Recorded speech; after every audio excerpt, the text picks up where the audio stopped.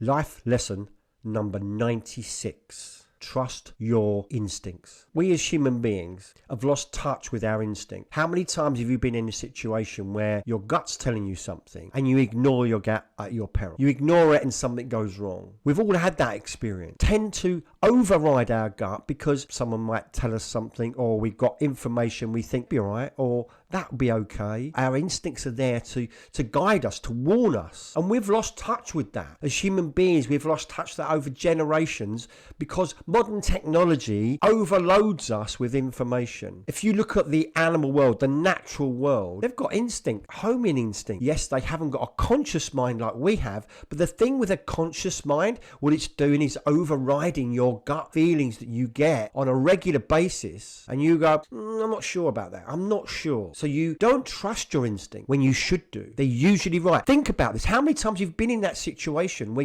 your instincts are telling you one thing and you do the opposite to your instincts and then you live to regret it? I tend to go on my instincts on a regular basis. I was working recently with someone who said, no, I don't think you should go down that route. And I said, my gut tells me I should. Serving me well. It will always serve you well because it's the only thing, the only person it's going to serve is you. Now, sometimes our instincts are suppressed by our conscious mind, by our thoughts in our mind. You know, when you get that situation where all these things are going off in your head, it blows out of proportion in your mind, and it overrides that instinct that you have. You know, as human beings, we're wonderful, amazing pieces of kit. And over generations and over hundreds of years, we've lost that ability to get in touch with our instinct. But our instinct always serve us. They don't serve other people, they serve us. And we should respect them. Sometimes you can override them, and sometimes it's a minor thing. When it comes to big stuff, listen to your gut. And a good way to do that is to sit there with that question and ask, well, what am I feeling? What is it? And write a few things down that come up into your mind. And they may not make sense to start with, what you've come up with, but usually your subconscious mind will serve you up something to be aware of or something to pay attention to. And that process is vital for any big decisions that you want to make. That instinct overrides all this modern technology that's bombarding you with messages. That's an internal compass